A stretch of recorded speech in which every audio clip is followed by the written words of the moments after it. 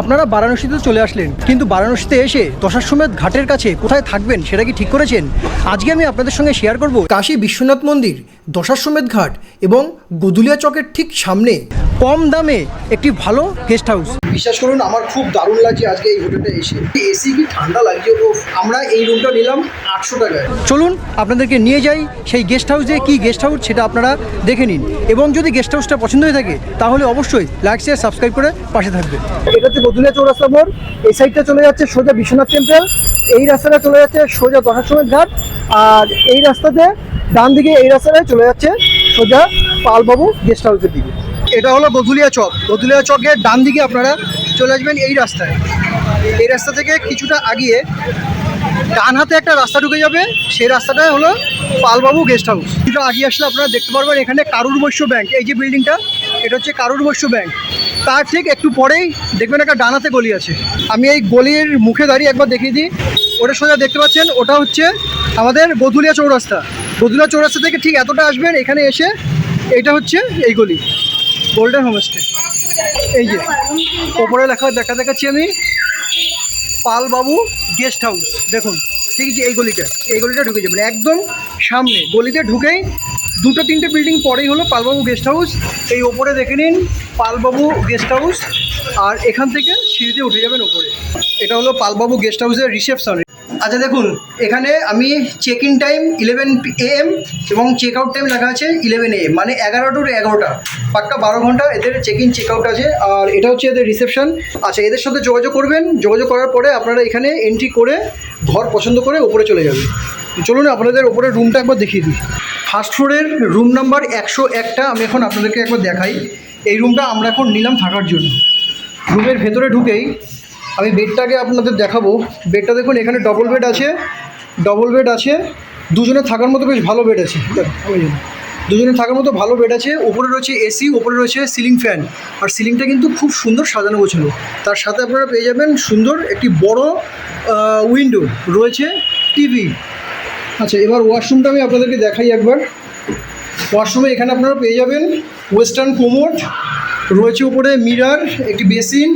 এই ওয়াশরুমে কিন্তু কোনো গিজার আপনারা পাবেন না। আর নিচে রয়েছে বালতি অ্যান্ড মগ। এখানে রয়েছে হ্যান্ড শাওয়ার। তো মোটামুটি ওয়াশরুমটা পরিষ্কার পরিচ্ছন্ন, খুব ভালো আছে ওয়াশরুমটা, কোনো অসুবিধা হবে না। एसी का पड़ेगा 1500 रुपये, नॉन एसी का 1200। एसी का 1500, नॉन एसी का 1200। यह कि सीजन का टाइम है। हाँ। और ऑफ सीजन का टाइम? ऑफ सीजन का आपका एसी हो जाएगा 1200, नॉन एसी 800 हो जाएगा। Non AC 800। আজকে আমরা এই রুমটা নিলাম পালবাবু গেস্ট হাউসের।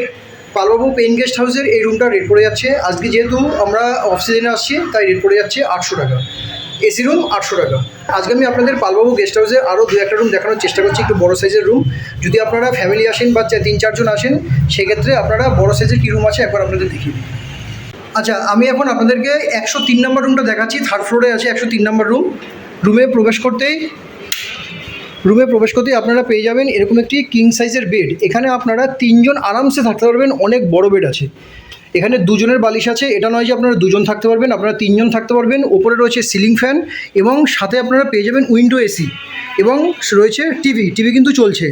আর তার সাথে সাথে আপনারা পেয়ে যাবেন ভেতরে একটি ওয়ার্ড্রপ পেয়ে যাবেন। ওয়ার্ড্রপটা কতটা ক্যাপাসিটি আছে দেখি, অনেকটা বড় ক্যাপাসিটি আছে ওয়ার্ড্রপের। আপনারা আপনাদের লাগেজপত্র রাখার জন্য এই ওয়ার্ড্রপটা ইউজ করতে পারবেন, এবং তার পাশাপাশি পেয়ে যাবেন একটি বড় মিরর। আচ্ছা, আর এর ঠিক বেডের পাশে আপনারা পাচ্ছেন কি, বেডের পাশে আপনারা পেয়ে যাচ্ছেন একটি উইন্ডোটা খুললে পরে বাইরের ঠিক পরিবেশ এরকম। এখানে চারদিকটা, এখানেও কিন্তু চারিদিকটা কিন্তু বিল্ডিংয়ে ভরা, বাইরের হাওয়া সামান্য প্রবেশ করছে। আর আমি এখন আপনাদেরকে অ্যাটাচ টয়লেটটা একবার শেয়ার করি। অ্যাটাচ টয়লেটটা ঠিক কীরকম, যথেষ্ট বড় আছে এবং সুন্দর পরিষ্কার পরিচ্ছন্ন আছে, ঝাঁ চকচকে পরিষ্কার পরিচ্ছন্ন।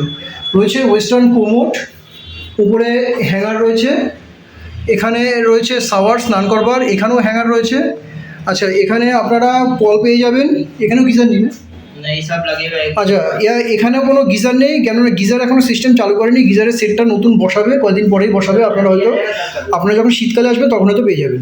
আর এখানে রয়েছে হ্যান্ড শাওয়ার, বালতি অ্যান্ড মগ। তো পরিষ্কার পরিচ্ছন্ন আছে, এই ওয়াশরুমটা কিন্তু খুব পরিষ্কার পরিচ্ছন্ন।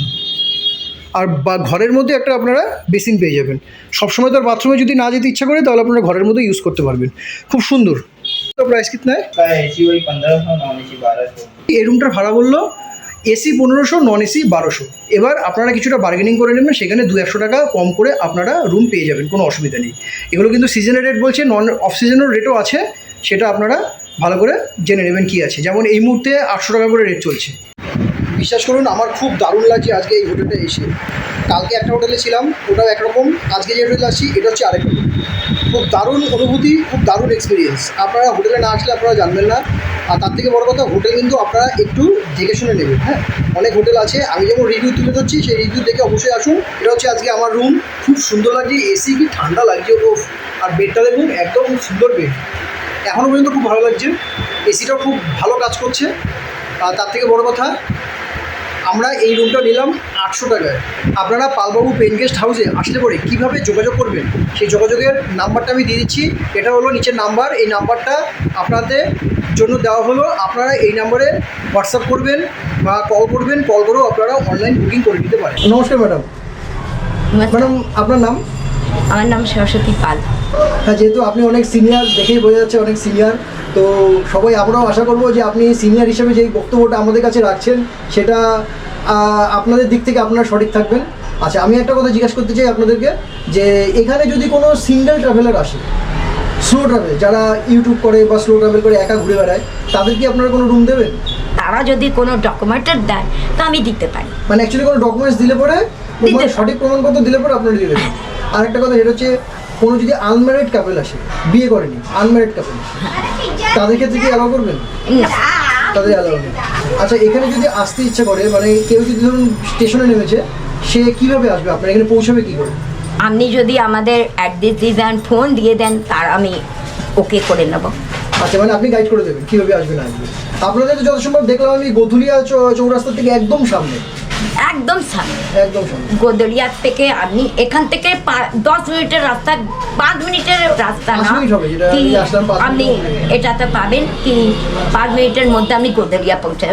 ওখান থেকে 5 মিনিট 10-এর সময় উঠতে 4-5 মিনিট লাগে। আমি দেখলাম, আমি আসলাম 4-5 মিনিট লাগে, একেবারেই কাছে আছে। গোধুলিয়া কাছে, বিশ্বনাথ টেম্পলটা, সবদিকেই বিশ্বনাথ আপনার মন্দিরটা এটা- কতটা দূর প্রায়? মনে করুন ওর থেকে 15 মিনিট, 15 মিনিট লাগে। বাস এখান থেকে 10 মিনিট, 15 মিনিটের মধ্যে চলে যাবে 15 মিনিটের মধ্যে আপনি মন্দিরে। ওখানে মন্দির পৌঁছে যাবেন। আচ্ছা, আপনার সাথে কথা বলে খুব ভালো লাগলো।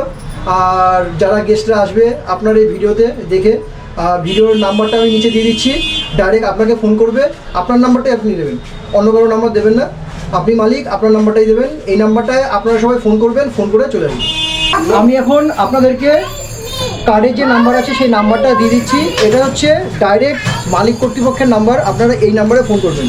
একবার দেখে নিন, এটা হচ্ছে এদের ভিজিটিং কার্ড, পালবাবু পেইন গেস্ট হাউস। আর এই যে ওপরে নাম্বারগুলো দেখতে পাচ্ছেন, 3টে নাম্বার আছে, আপনারা এই নাম্বারে ফোন করলে পরে আপনারা ডাইরেক্ট যোগাযোগ করতে পারবেন। পালবাবু পেইন গেস্ট হাউস অনেকটাই লোকেশনে, একদম গোধুলিয়া চৌরাস্তা থেকে জাস্ট 4 মিনিটের হাঁটা পথ আপনারা চলে আসবেন পালবাবু গেস্ট হাউসে, মাত্র 290 মিটার।